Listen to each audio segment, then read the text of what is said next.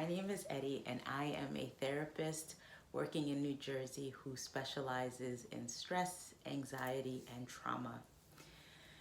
Today, I want to talk about mindset.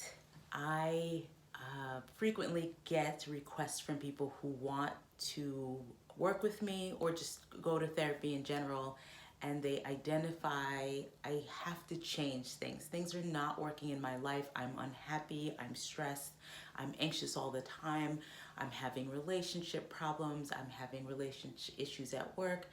And so I need to be in therapy because I have to change things. Things are not working for me.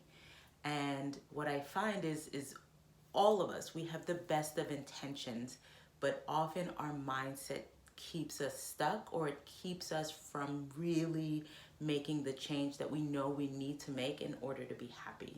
And so one of the things that I really focus on for a bit in sessions with people is, one, sort of talking about what their life looks like now and what's working, and then what's not working, and then identifying for themselves, well, what will life look like when the change happens. And inevitably, it all sounds great, and there's going to be all this great change, and everything's going to be perfect, and I'm going to have the perfect marriage, and I'm going to be skinny, and I'm going to have all this money, and I'm going to have a job that I love. And then I inherently will hit them with, let's do an activity about what are the pros and the cons of having success. Because ultimately, I think that what we all struggle with is actually a fear of success.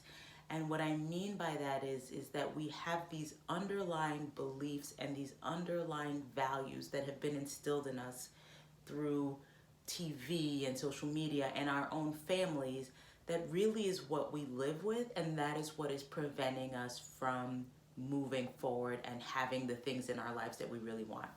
So I had a client this week that talked about how she can never seem to find love. Like, she's just got the worst luck. She dates all these losers. It's like, why can't she find the one? She's doing the right thing. She's doing the work on herself. She's on dating sites. She's being open. She's really, doing her affirmations, and she's really identifying that she wants love in her life. And I said to her, well, do you know, you just said to me in the beginning of the session that, like, all these guys are losers and that you never have any luck. Well, when you start off with that mindset, which again to me is an underlying belief, well, what do you think are you putting out there to the universe, or what are you putting out there subconsciously? That, one, you have terrible luck at love, and two, that the people that are in your life are losers. And so just having that awareness that these are the things that you're saying or doing are really the things that may be keeping you from having what it is that you want.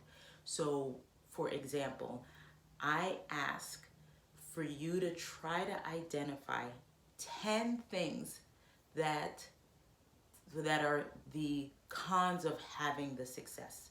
So in this case, when we were talking about relationships, my client at first scoffed at it. I think most people are like, what are you talking about, Eddie? Like, that is just ridiculous.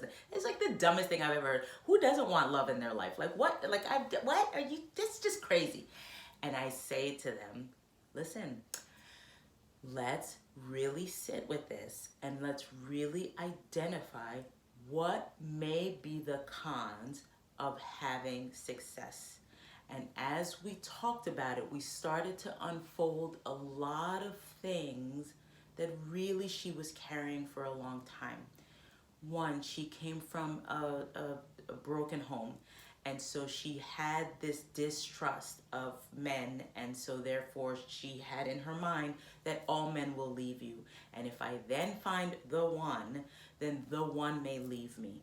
Two, she always lived in a space of, I'm an independent single mom, I know what I'm doing. Well, if you have success, you can no longer cling to this identity of, I'm this strong, independent, single person.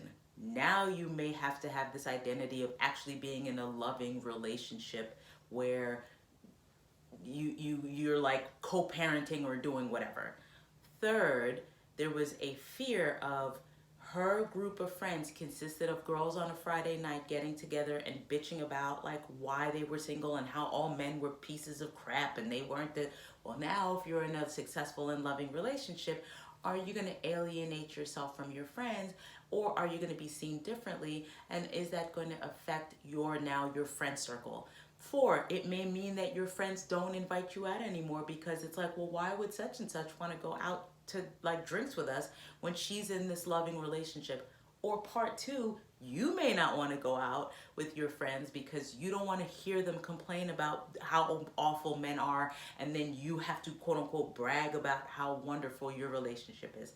So that's 4. 5 may mean that you may have to step up your game in terms of your home, or being open to now opening up yourself to your emotions and your heart and letting someone in and let someone be vulnerable with you. 6, there, I mean, I could continue on, but it just goes to show you that really that there may be some underlying beliefs and some underlying mindset values that are playing into why you're not getting what you want. So one of the things that I task for you is, when you're thinking about making change, really sit down and identify either what the messages you got about relationships growing up, or anything period, whether it's weight, maybe it's about, abundance, maybe it's about, I don't know, jobs, whatever it is. Go back to what are the messages you heard growing up within your family, and whether those things are sort of playing themselves out here. 2, identify what may be some of the cons, what may be some of the things that you will lose if you actually gain success in this area that you really want. And then when you can sit down and you can identify and write them down, that's the 3rd thing. Write these things down, because you want to visually see what it is that may be going on up here. And a lot of times we don't really recognize all of these thoughts that are going on up here. But if you start to write them down, you may say like, holy crap, I didn't even know that I was thinking this way about certain things. So when you see something written down and visually, you can then challenge some of those beliefs. Is it really true that all men are pieces of crap? Is it really true that men can't be trusted? Is it really true that, a guy is just gonna like use you and abuse you or take you for your money? Is it really true that all of the relationships that Aunt such and such had were awful relationships? Ask yourself these questions and really try to identify, well, that's not 100% true. And once you become open to sort of saying it's not an all or nothing thing, you then allow yourself to visualize good things actually coming into your life and actual change happening, and then being prepared for the possible consequences happening when you do get that success, aka loss of friends or jealousy or a shift in how people treat you.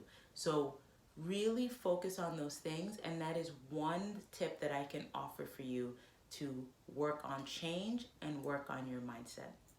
Check me out. I will be posting more videos about change and mindset and how we can shift that mindset, and let me know your thoughts. And I would love to hear what are some of the things that you've recognized in yourself that you maybe didn't realize was happening for you, and if there have been any mindset shifts that have occurred. So check me out, check out my next video, and I'll see you in the next one.